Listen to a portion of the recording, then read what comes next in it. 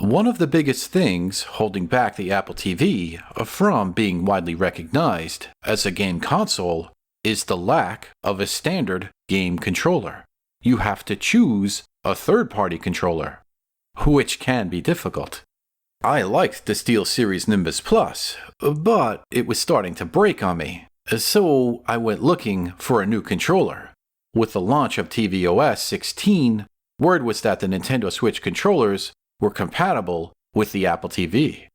That sounds nice. The Nintendo Switch Pro controller looks good, and it's the #1 bestseller in Nintendo Switch controllers on Amazon.com. However, it's $70, which is more than what I want to spend on a game controller. So I started looking at alternatives, and I saw the 8BitDo controller listings. That's how you pronounce it, 8BitDo. I checked. The one that stood out was the 8BitDo Pro 2 controller. While it looks similar to the classic Super Nintendo controller, with handles, it's available in a professional-looking solid black. It didn't have any cartoon patterns or crazy stuff like that. It just looked like a retro-styled controller. Also, it looked like it was created by people that understood and loved video games. However, there was one major problem. Scrolling to the customer questions and answers section of the Amazon listing, I saw an important question. Will this work with an Apple TV? And the answer was not looking good. It says, no, it cannot work with Apple TV. So, case closed, right? Well, obviously this video is not over, as I did not go through the usual subscribe to Photics TV sequence. That response is very official looking, as it's from 8BitDo. Now, contrary to popular belief, I'm not an arrogant guy, but here, I felt that I knew better. That can't be right. Well, the date was old, so maybe it's just old information. So, I took a risk and got the controller anyway. Wow, I am so glad that I did, as this controller is amazing. A review is a separate Photics TV video, but to summarize, I am so impressed by this controller, it is not even funny. No jokes here, I like this controller a lot. But, at first, I wasn't sure if the controller was even going to work for me. I decided to run a little experiment.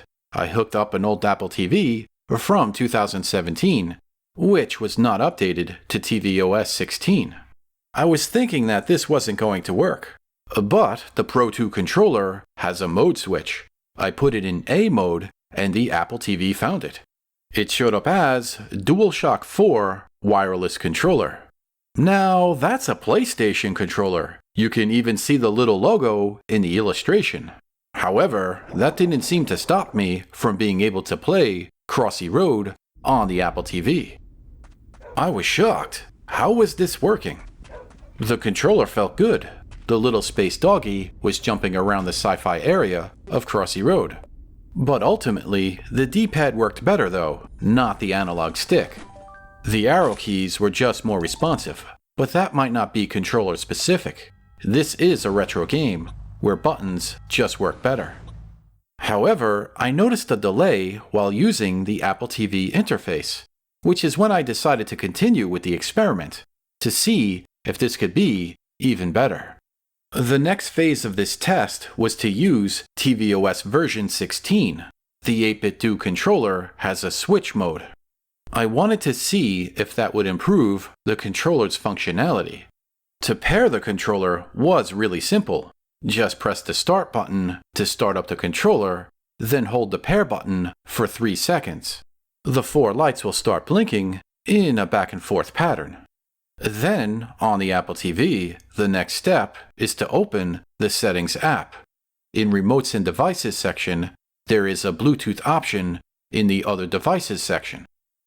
The Nimbus Plus is already paired, and the Pro controller is now available too. It connected with no fuss. Although, there was a warning that said, using Pro controller may affect Wi-Fi and Bluetooth connectivity. There was a webpage for more information. So, I went to the website, clicked around, But I didn't see anything that would be a problem, especially since my Apple TV is not using Wi-Fi. That triangle exclamation icon gives the impression of a serious concern. If it is a problem, I'm not seeing it. Surprisingly, I was able to pair the same controller to the 2021 Apple TV twice, once using S mode and again using A mode. This is clearly not entirely ideal, as the SteelSeries Nimbus Plus illustration appears when the 8BitDo Pro 2 controller is connected. Yet, this answers the question: does the 8BitDo Pro 2 controller work on the Apple TV? The answer? It works for me, on both the 2017 Apple TV and the 2021 Apple TV. Even the input delay issue in the Settings app wasn't much of a problem anymore, as it was only occurring in the Bluetooth screen. Every game that I had installed on the Apple TV worked with the 8BitDo Pro 2 controller. Have you tried this too? Does this work for you? You can let everyone know in the comments. And if you're looking for a full review of the 8BitDo Pro 2 controller, that's the next video to be released on Photics TV. Thanks for watching.